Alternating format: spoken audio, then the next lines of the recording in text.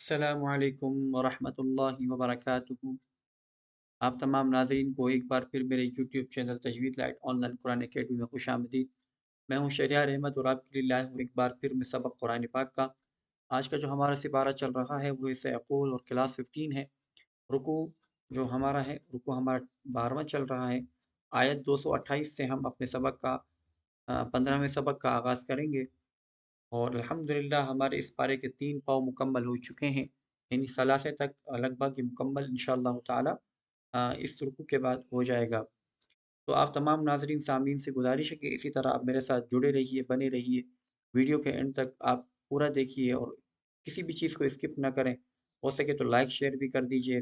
आगे इसको आप सब्सक्राइब भी कर लीजिए और कुरान करीम को सदका जारिया समझकर इसको फैलाने की कोशिश कीजिए। जो आपको आता है वो दूसरों को सिखाइए। अल्लाह ताला अमल की तौफ़ीक दे। हम सबक की तरफ आते हैं। अऊज़ु बिल्लाहि मिनश शैतानिर रजीम। बिस्मिल्लाहिर रहमानिर रहीम।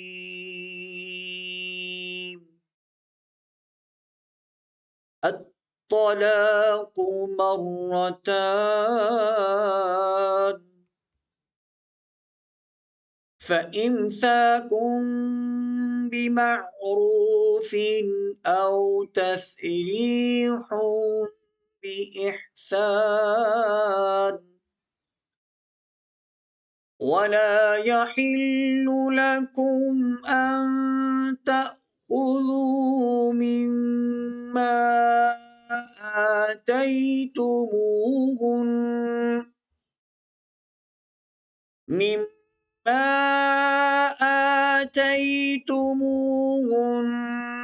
شيئا إلا أن يخافا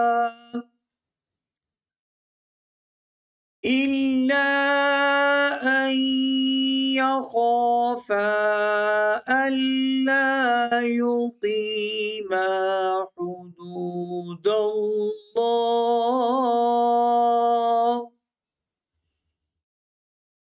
فإن خفتم ألا يقيما حدود الله فلا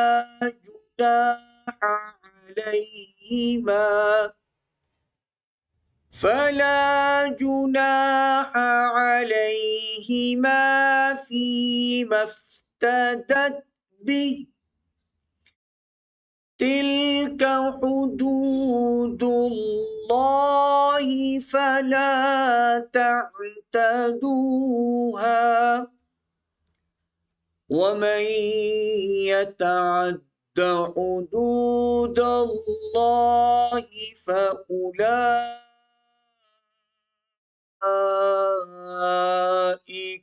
هم الظالمون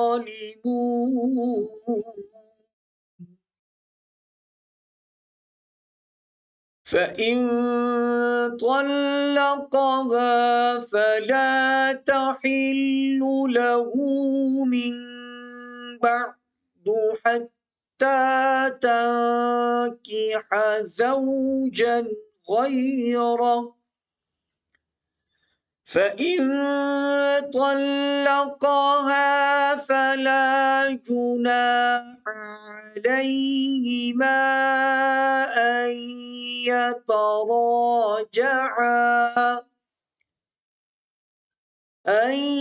يتراجعا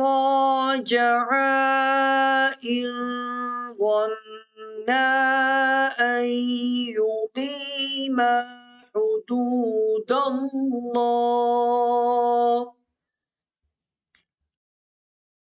وتلك حدود الله يبينها لقوم يعلمون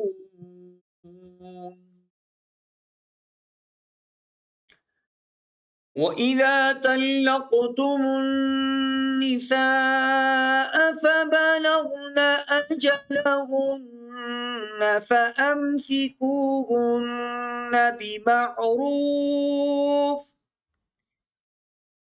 فأمسكوهن بمعروف أو سرحوهن بمعروف ولا تمسكوهن ضرارا لتعتدوا ومن يفعل ذلك فقد ظلم نفسه ولا تتخذوا آيات الله هزوا واذكروا نعمة الله عليكم